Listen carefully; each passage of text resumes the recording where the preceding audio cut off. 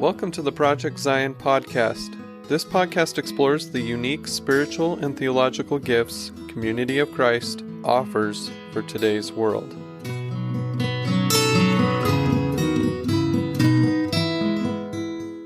Welcome to Project Zion podcast. This is Cuppa Joe, where we explore restoration history, and I'm your host, Karin Peter.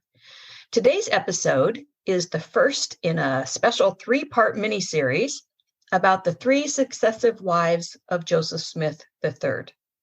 And our guest to share with us about the lives of these three women is Wendy Eaton. Wendy's been here before on Project Zion podcast.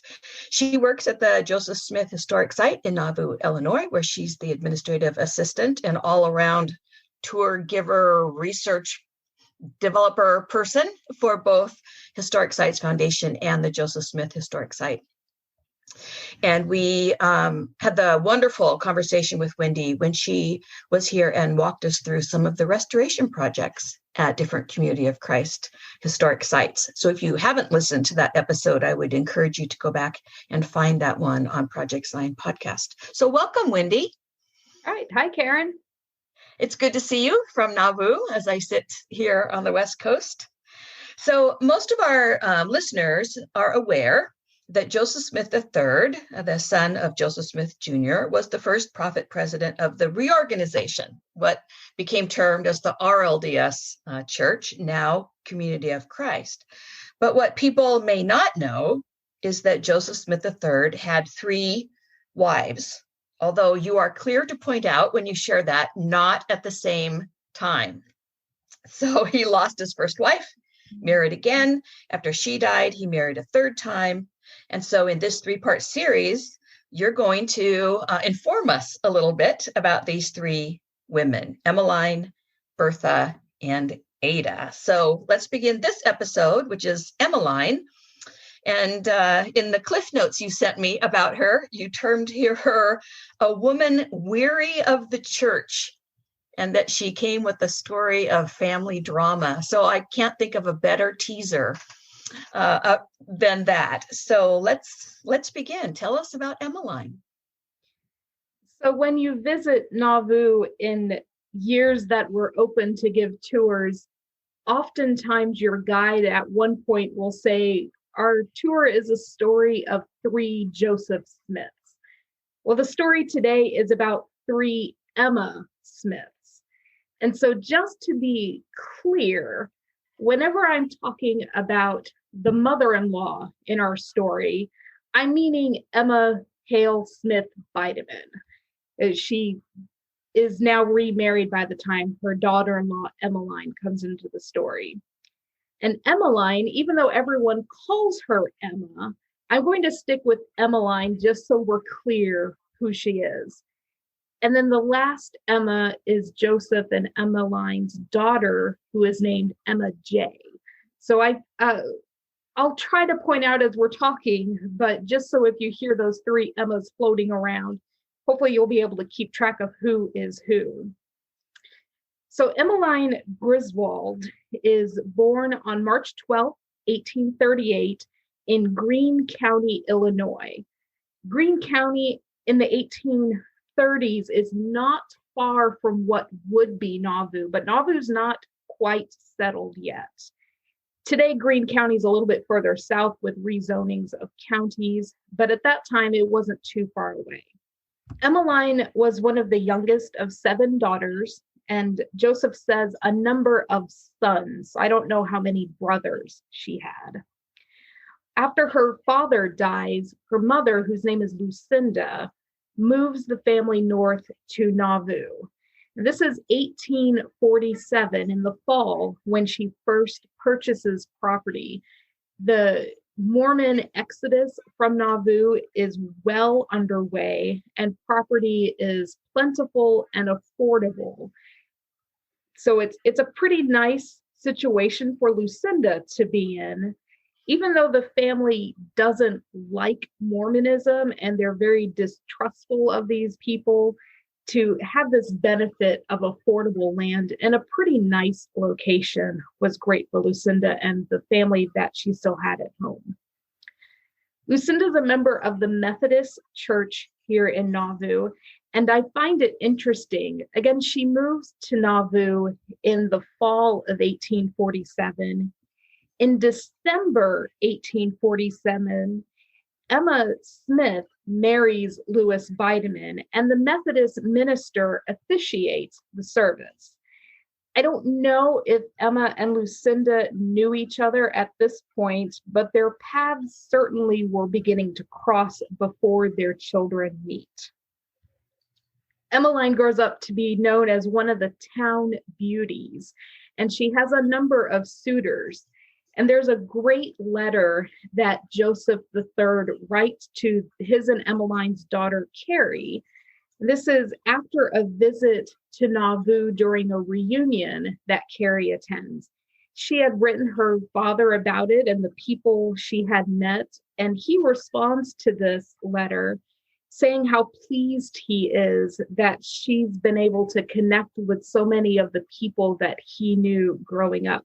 In particular, a gentleman named Philip Horton, who welcomed Carrie and her family to the community.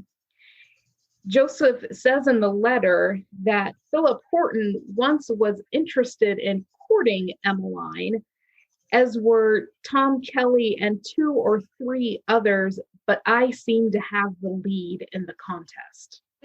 So she was a woman that many of the young men were quite interested in getting to know.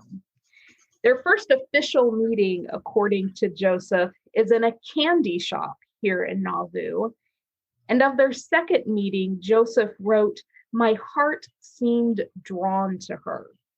Joseph and his brother Frederick are out driving the wagon up the hill to where the temple once stood here in Nauvoo.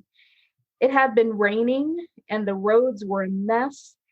They get near the top of the hill and they see this beautiful Emmeline carefully picking her way through the mud across the street. Joseph turns to his brother and says, "Frederick, that is Miss Griswold. If you will allow me the use of the buggy, I will pick her up and take her home, and someday I will marry her if I can." So Fred gets out of the wagon, and Joseph drives over and asks permission to escort Emmeline home, and she accepts. Their courtship is filled with buggy rides, various church socials, and other activities that the young adults were enjoying in Nauvoo, including, I was interested to find a singing school that was taking place here. And in that same letter to Carrie that I just mentioned, Joseph writes of one of these meetings of the singing school and what happened afterwards. I get this mental picture of the young adults leaving the singing school with the guys all on one side of the street and the young ladies on the other side of the street. And Joseph turns to one of his friends and almost dares him to go ask to escort one of the young ladies home. And the guy says, "No, I just saw somebody else try to go and ask someone to walk home and she refused him. I'm not going anywhere near that." So the guys are kind of scared. They don't want to go ask the girls out. And the girls are over on the other side of the street, probably just ignoring them. And then another friend turns to Joseph and says, "Hey, that guy you were just talking to, he asked your girl home. And she said, 'No, sir,' to him." So apparently the attraction was pretty neutral between Joseph and Emmeline. I love that picture that you just painted. That's marvelous. It connects so much to what I think of the young adults today, especially in camp situations that I've witnessed, escorting to and from campfires in the evenings.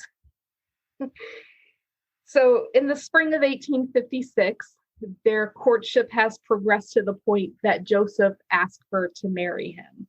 And it's really interesting how he records this in his memoirs. So for those who aren't aware, the memoirs of Joseph Smith, which is where I'm getting most of my information on Emmeline, it's a collection of memories that in the last few years of Joseph's life that he recorded with his children to preserve these family stories for generations to come. And after his death, and I believe it's the 1840s and 50s maybe, The memoirs are printed serially in the Saints Herald. So all the church gets to see these memories of Joseph Smith as he's growing up. And they've been bound in a book since that time, so they're a little easier to access. But as he's recording these memoirs, he's very careful about certain aspects of his memory, and he's very detailed with this proposal. So I'm going to read quite a bit of it because I think it's very telling of the relationship that Joseph and Emmeline had during their courtship. So Joseph writes, I talked freely of my circumstances and told her that at the time I had no special intention of engaging in church work and of becoming a minister, but it's a possibility that I might do so. I told her plainly that as a child I had been baptized by my father. I was a member of the church over which he presided at his death, and a statement I wished her to distinctly understand and most carefully consider, that if at any time I should feel it my duty to take up an active way the religion of my father, I must be at liberty to do so. He does, however, reassure her very plainly that he would have nothing to do with polygamy or plural marriage because he found those to be very distasteful practices. She asked to take a week to consider his proposal, and I'm sure she's talking with her family at home about this proposal. And again, her family do not like Mormons. They do not like that their lovely daughter is dating someone named Joseph Smith. And this was a tough choice for her to have to take into consideration. And it's not like she didn't have other options. Yeah, she had plenty of other options. So after this week passes, they take a long buggy ride together and they talk quite a bit. There's not recorded exactly what they talk about on this ride, but when he drops her off at her mother's house, she turns and says, I understand your stipulations and I agree to marry you. And there at her mother's gate, they share their first kiss. Oh.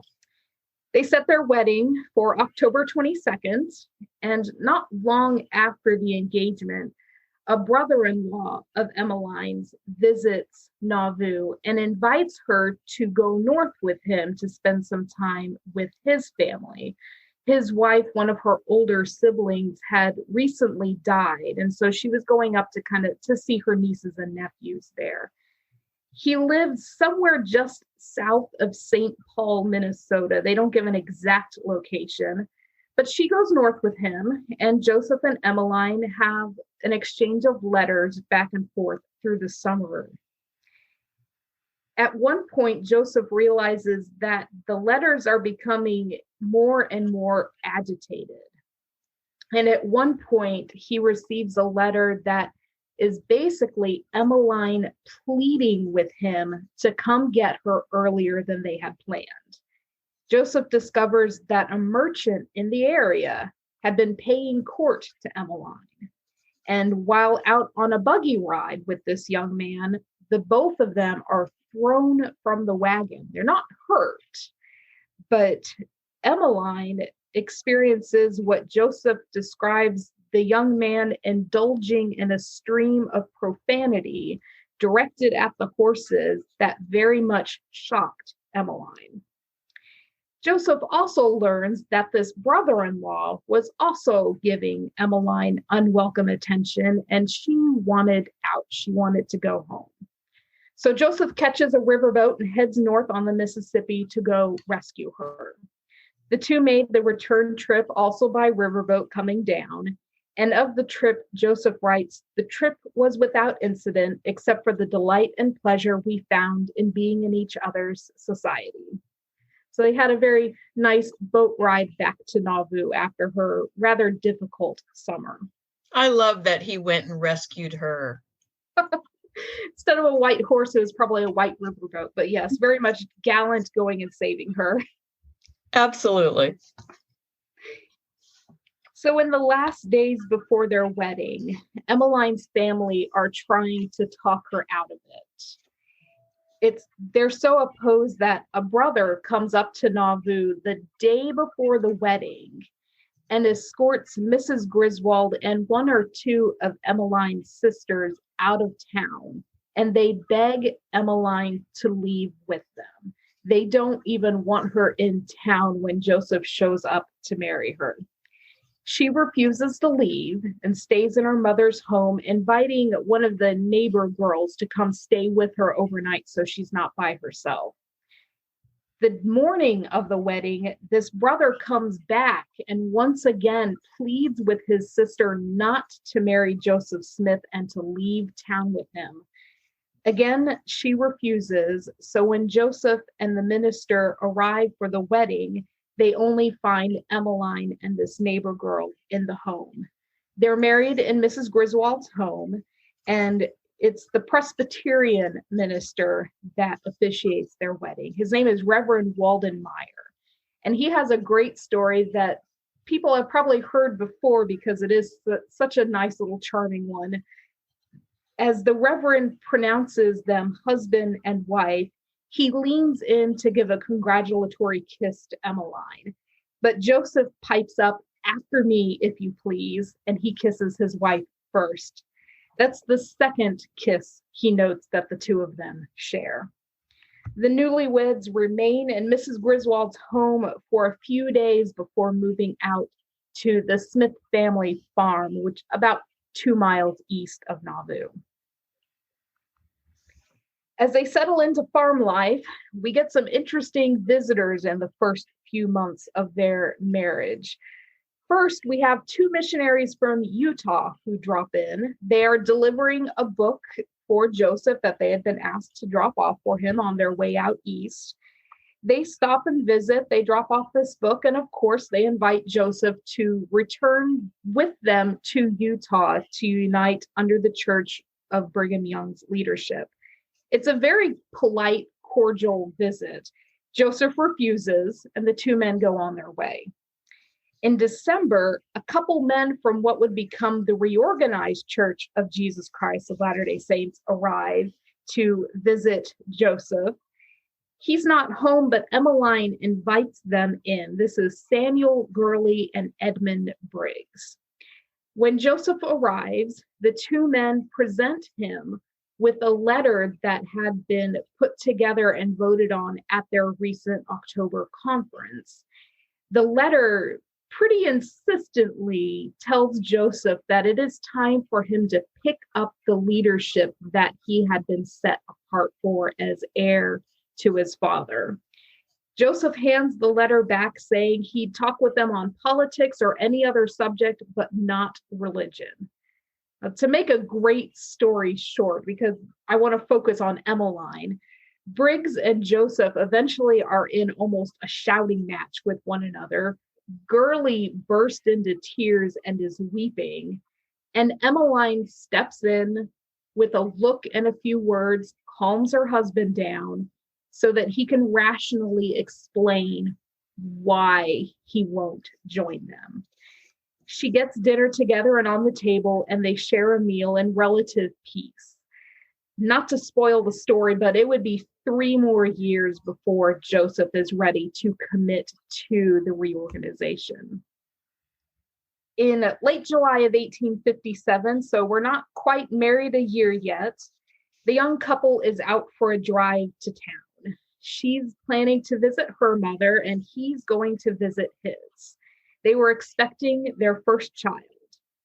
A storm is brewing, a literal storm in the sky before he picks up Emmeline. He thinks there's enough time to get home before this storm breaks, but he thought wrong. As they're making the 2-mile journey east, the skies open up and the rain pours down. They have to pass a couple creeks in order to get to the farm. And one of the bridges, just after they pass over it, the rain came down so hard and so fast that the creek swelled and washed the bridge out just after they had crossed it. This frightens Emmeline terribly, and her fright causes the horses, who are already agitated, to become more so. By the time they reach home, they note that one of the horses is nearly unmanageable. Emmeline does not wait for the brake to be put on the wagon. She jumps out as soon as they are home. Between the stress of this journey and jumping out, that was not such a great choice for her at her stage of pregnancy. The next morning, Joseph has to load her back into the wagon and take her back to her mother's because she has gone into labor. The following morning, July 28th of 1857, their daughter, Emma Josepha, is born. Mother and daughter remain at her mother's house for several weeks, Joseph traveling back and forth every morning and every evening so that he could spend the nights with them, but he has to take care of the farm during the day. We've now moved into August. August in Nauvoo can be brutal between the heat and the humidity.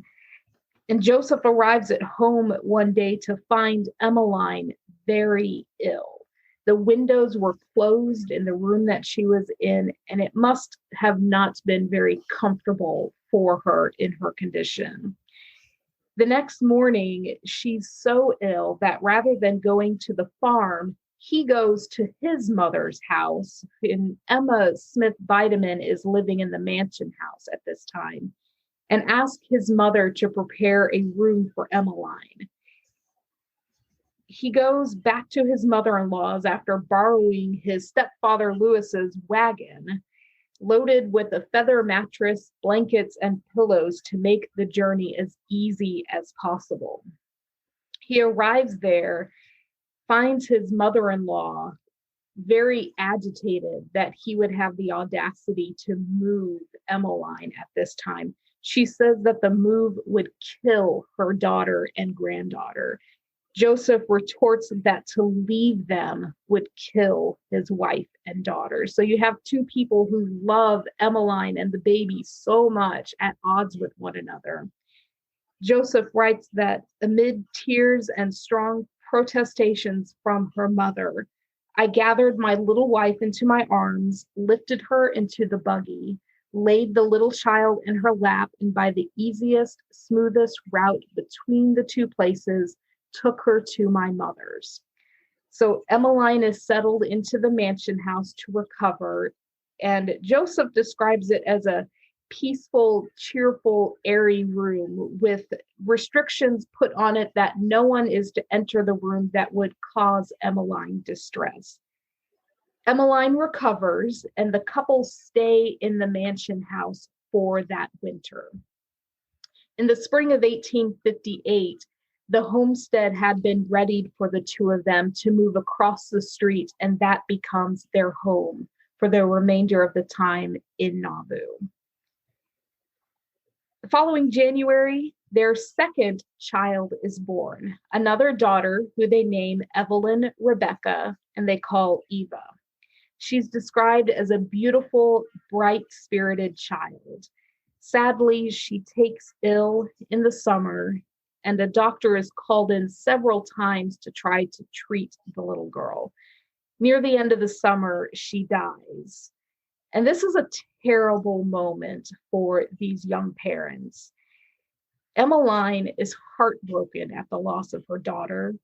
Joseph describes himself as stoic in emotion, so he doesn't plainly express himself. Emmeline, in her heartbreak, sees her husband not showing the same stress that she does. They lay their little girl to her final rest in the family graveyard next to the homestead, and Emmeline's grief seems to have no solution. The following year, 1860, so this is approximately 8 months after they've buried their daughter, Eva, Joseph goes to Amboy, Illinois, and officially unites with the reorganization and becomes the president of that church. Emmeline does not accompany him. The memoirs do not state why she doesn't, but I would guess that having a 2-year-old at home played a big part of that decision. Another part may have been that the Mississippi was pretty tumultuous during the trip across that Joseph had to take to get to the train to head to Amboy. In 1861, Emmeline is expecting again, and in September, another daughter, Carrie Lucinda, joins the family. Emmeline's mother, Lucinda, is present for the birth, and as Joseph puts it, is affectionate in her care and attention of Emmeline. Sometime in 1862, Emmeline takes the two little girls, Emma J. and Carrie, to go with her to visit her mother.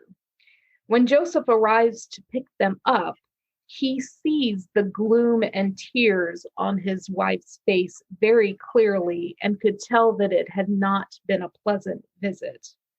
Some of Emmeline's mother's neighbors had dropped in during the afternoon, and the conversation became very harsh about Joseph turning Mormon and how he wasn't able to provide for his wife and daughters. Joseph, in anger, turns to his mother-in-law, reminding her that both women knew that he was a farmer, and they both knew that all the farmers in the area had been struggling. He reminds them both that they knew that one day he might be a minister. And I'm going to quote a little bit more from Joseph's memoirs directly, so you get his words in this encounter. Joseph records, "If I could not bring my wife to her mother's house without having Emmeline's mind poisoned against me, I should never again bring her under the shade of its roof. The scene was not a pleasant one. It was never in my nature to wish to quarrel with anyone, but I felt constrained to speak my mind plainly to both women. When I had finished, I turned to my wife and said, 'Come, Emma, let's go.' She was in tears, very evident distress. Very obviously, she hesitated, looking at her two little children and saying, 'Oh, I don't know if it were not for the little ones.' I told her to act according to her own pleasure at whatever cost to me. Taking out my watch, I gave her 5 minutes in which to make up her mind what to do, whether she would go with me or stay with her mother. This may seem cruel, but is part and parcel of the story and romance of my life. I was fully determined not to be at warfare with her or her family." So Emmeline is left with this very difficult choice to make. Joseph notes that in less than 5 minutes, she leaves the home and joins him in the wagon, and the little family head back to the homestead. The more I read it and the more I try to rationalize it, the more gut-wrenching that decision seems to me, how hard it was for Emmeline. Made all the harder to understand because we don't have her voice telling us what was going through her mind and heart, only the memories of her husband to work with. A fourth daughter is born, named Zadie Viola, and is born on April 25th, 1863. Joseph doesn't say if his mother-in-law was in the homestead to help. In a letter to Emmeline that Joseph sends while he's on a trip out west for the church, he writes how much he loves and misses Emmeline and the girls. In the letter, we get a glimpse of what Emmeline's life is like as she is adjusting to being not only a mother to 3 little girls now, but being spouse to a full-time minister. Little Emma J. is in school and she needs warm stockings and boots, but Emmeline has to figure out how the family can afford things like that. Emmeline's apple and peach trees are producing pretty well, but she has the little girls to feed. She has the livestock to feed so that they would have meat for the coming winter. There's even a mention in this letter about a bucket that is wearing out, and Joseph cautions his wife not to buy a new bucket just yet. When he gets home, he'll try to repair it. Emmeline is still not drawn to religion, And she is really taking on with grace this difficulty of being married to a minister, keeping her children clothed and fed, and caring for her garden and farm animals. We jump ahead to 1865. In October, Emmeline gives birth to their first son, a little boy they named Joseph Arthur. Emmeline has always been a frail woman, particularly after giving birth. But after the birth of this child, Joseph begins to fear that Emmeline's health is beginning to decline. Just a few months later, January of 1866, the family moves from Nauvoo to Plano, Illinois, the headquarters of the church. This is great for Joseph. It places him nearer the center of church publication. It puts him closer to a railroad station to aid in his travels. But for Emmeline, this takes her far from home, and she becomes very homesick. Her homesickness is so severe that in March of that year, Joseph makes arrangements for Emmeline to go back to Nauvoo to visit her mother.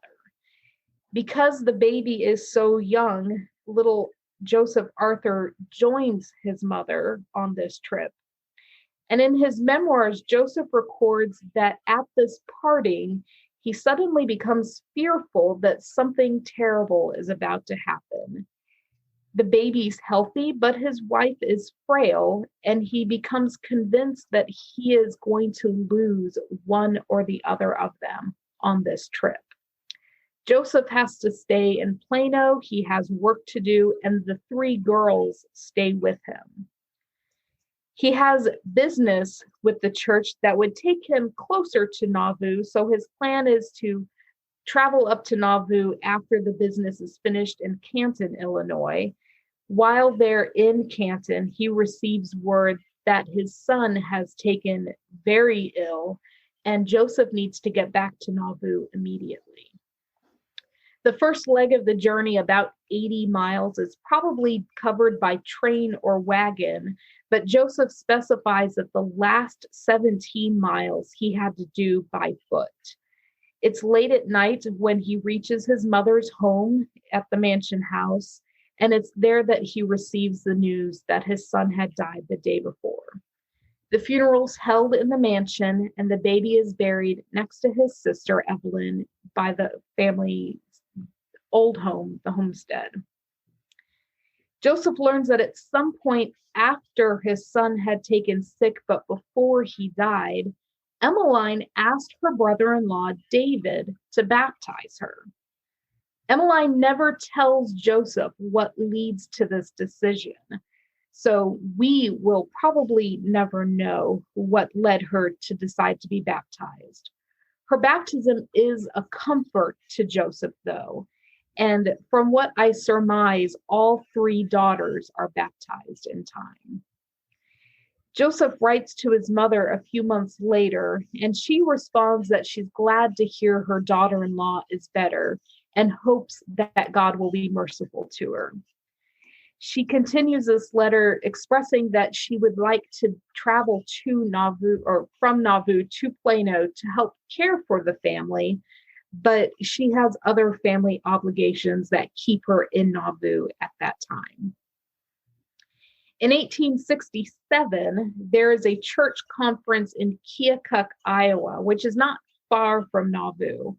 So Joseph drops his wife and daughters off at her mother's so that they can visit while he's attending to church business. When all that wraps up, he returns to Nauvoo to his mother-in-law's home to find that their oldest daughter, Emma J., has contracted pneumonia. His mother-in-law wants to call a doctor right away, but Joseph doesn't trust doctors. He's probably thinking the encounter he and Emmeline had over their daughter, Evelyn. But he agrees that if Emma J. is not better in a few days, that he would call a doctor. He does call for his brother, David, and another church member to come and administer to the little girl. Emma J. does recover, and Mrs. Griswold starts to make a change towards her attitude with the church. She no longer is against her son-in-law's church, but she's not going to join. She's pretty happy in her Methodist church. But she often will tell her friends and neighbors that her son-in-law's church has the gift of healing among them. Joseph later writes that I had the pleasure of living in friendly association with my mother-in-law from that time forward, winning from her in the end a statement that I was the best son-in-law she had. So I'm sure it was quite a blessing to Emmeline in her last few years to have her husband and her mother begin to reconcile their relationship with one another. In 1868, Emmeline has a miscarriage, and Joseph writes that the loss of this second son further impacts her health. As her health is declining, she has a dream that she shares with Joseph. She says that in this dream, they were out riding across the prairie, and they somehow became separated. She in the dream reaches a stream that she cannot pass, but she sees him on the other side. This dream gives Emmeline a sense of peace, believing that she has done all she could to prepare for death. And in 1869, after about 10 weeks, her life is rapidly coming to an end. Joseph hardly leaves her side. The church community there in Plano rally to support the Smith family, particularly two women named Maria Cook and Bertha Madison, who manage the household and care for the girls. At one point in the last week, Emmeline asks for the elders to come pray for her. They anoint her head with oil and lay their hands on her head and pray for relief. She lives somewhat more comfortably for about one more week before her death on March 25th, 1869, just a couple weeks after her 31st birthday. Joseph and their daughters accompany Emmeline's body back to Nauvoo, where she's buried next to her Evelyn and her Arthur. The girls, Emma is at the eldest, is 12, Carrie is 7, and Zadie is 5. Okay, so this story is brimming with these charming interludes of young Joseph III and Emmeline. It has it has all the elements of a romance novel, if you will, from the time period, and then we're left with this very devastating circumstance of her death after, a decade and a half of marriage? Not quite. Yeah, right about 16 years, I believe. Okay. All right. So we leave Emmeline then here. Joseph is still in Plano, living in Plano. Yeah. With three young daughters, 12 to 5. I hate to leave it there. Is there anything else that you can share with us that we can that helps us maybe have a glimpse into the situation at hand for him before we talk about our next episode where we talk about the second wife of Joseph Smith III? Yeah, I'd love to share just a little bit about the three daughters to help bring a bit of a happier ending to this story. So the oldest daughter, Emma Josepher, she's 12 at the time of her mother's death and was probably the most aware of the three girls of what was going on. In all the different documents that I've come across, I do know that when the family made the move from Nauvoo to Plano, Emma, the little girl, she starts up quite a letter writing relationship with her grandmother, Emma, back in Nauvoo. They seem to exchange letters pretty regularly. And in 1870, Emma J. is sick. And in a letter that her dad is writing to his mother, she asked for her grandmother to come and take care of her. Emma Smith Bideman does make the trip over to Plano, and she finds Emma J. recovering, but still pretty weak. And it's not long after this, even though I don't have a firm date, that Emma returns to Nauvoo to live with her grandmother, at least for parts of the year. By this time, her grandmother and Grandpa Lewis are living in the Riverside mansion. And so Emma J. is not living in Plano in her teen years as much as she seems to be living in Nauvoo. Emma J. marries a church member named Alexander McCallum in 1875, and I believe they have 5 children. And Emma Josepha ends up living in Independence at the time that her father is near the end of his life. And she seems to be living with one of her nieces at this time. She dies in 1840 at the age of 83 and is buried in 1940. Okay. It goes back in time. She dies in 1840. About the age of 83, she's buried in Mound Grove Cemetery.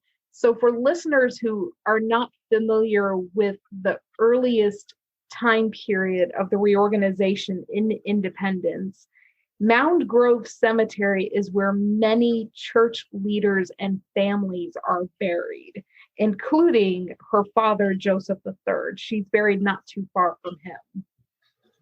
So the next daughter, Carrie, she pretty much grows up in Plano. As a young woman, she works at Herald House. I believe she's one of the typesetters there. She's not as quick to marry as her sisters are, and moves with the family to Lamoni. And she continues working at Herald House until she meets and marries a man named Frank Weld, who she marries 1887. They have one daughter, Rebecca, and Rebecca and Carrie have a strong letter writing relationship when Rebecca is a young woman. And Rebecca's great. I loved getting the glimpses of her life. This is 19 teens time period. And like her mother, she wasn't quick to marry. She was quite happy having a job. And when she did marry, they kept it as quiet as they could so that she could keep working. She and her husband have one child, but even after the birth of that child, Rebecca continues to work. And so Carrie is living in Lamoni, Iowa for almost her entire adult life. And when she dies at the age of 80, she's buried at Rose Lawn there in Lamoni, which is kind of the other big RLDS cemetery that people might be familiar with. The last daughter, Zadie, is not as long living as her sisters. She was described as frail as a child, and that continued as a young woman. As a teenager, she spent part of the summer when she was 16 at a music school. So one of the many Smith children who has that musical gift, Zadie was one of them. She marries at age 20, and she and her husband, Richard, have 4 children. But Zadie doesn't recover well after the birth of the 4th child and dies about 6 months after that little boy is born. Her daughter, Zadie, is the niece that lives with Emma J. for a time period. So all 3 daughters marry active church leaders, but I don't know exactly how active the daughters were as far as specific organizations that they were in. But it's interesting to watch the dynamics of the family dynasty continuing on with different church activities, and that they did marry within the church, these 3 girls at least. Well, and Carrie stayed working at Herald House, which was the church publishing arm. Yeah. And used to be the publishing arm of the church. Yeah. Okay. So thank you for sharing a little bit about their lives and what happened with them following the death of Emmeline. And I want to thank you for all of the work that you have done to bring the stories of each of these women to us. And so we can look forward to our next episode in this mini-series, which would be the story of Bertha, who you describe as having a green thumb and a sense of adventure. So we'll see where that takes us the next time we are together. And so again, I thank you, Wendy Eaton. If you listeners have a question for Wendy, you can reach her at Eaton, EATON, at seaofchrist.org, or through the Historic Sites website. I think your contact information is on Historic Sites Foundation website. Your information's there as well. So this has been Cuppa Joe, our mini-series on the 3 successive wives of Joseph Smith III. I'm Karin Peter. Thanks so much for listening.